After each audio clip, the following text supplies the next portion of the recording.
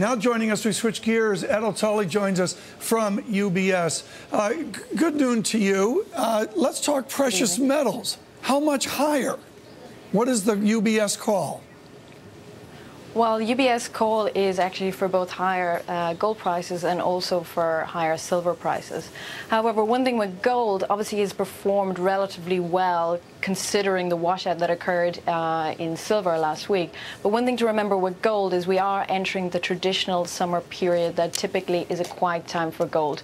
June is, looking back at data over a 35-year period, gold performs negatively in June. So we have that against us going into the summer months. However, I would argue, though, that the market is becoming less seasonal than it once was before. Look at Indian demand.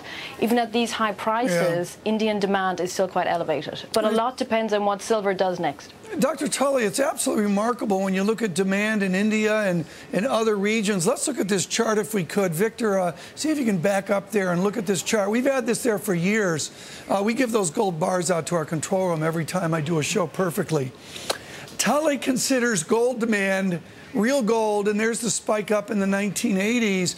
So you're suggesting that we will be more persistent here at a higher price. Is it India, and may I suggest, is it also China as well? Without doubt, it's China as well, and perhaps the bigger growth is certainly coming through from China.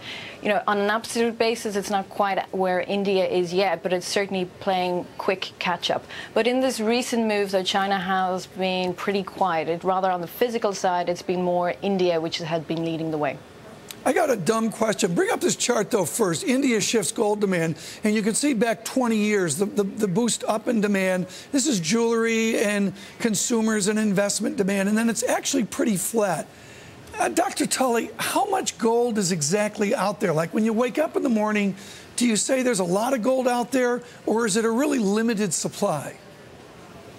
Well, if you put it this way, all the gold ever mined still exists in some shape or form, but the fact is not all of that is available. That could be, buried at the, the end of the garden, under your bed, wherever. So it's not all available. That's why, sometimes you can see certain bottlenecks in certain physical markets and premiums start to rise. But we're not quite in that kind of sector right now. Let's talk silver briefly here. Silver, I look at more speculative, more volatile. Was the shakeout of the other day enough to shake out the longs?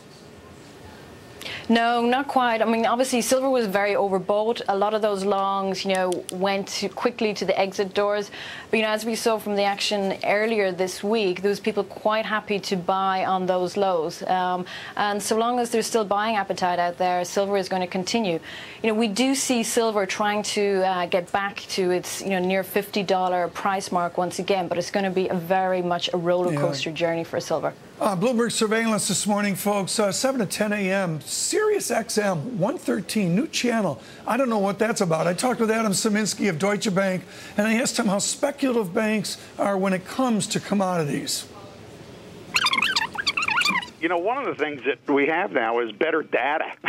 Most of the academic research says that speculators actually follow price changes rather than the price changes being driven by the speculators. So it's interesting. It's like speculators are momentum players. They like to jump on something that's going up or jump off it if it's going down. I like that idea. I mean, the speculators sort of follow the band. Do you buy that, Dr. Tully, from Adam Szymanski, that the speculators essentially follow the trends out there, or can they actually get out in front and move the markets?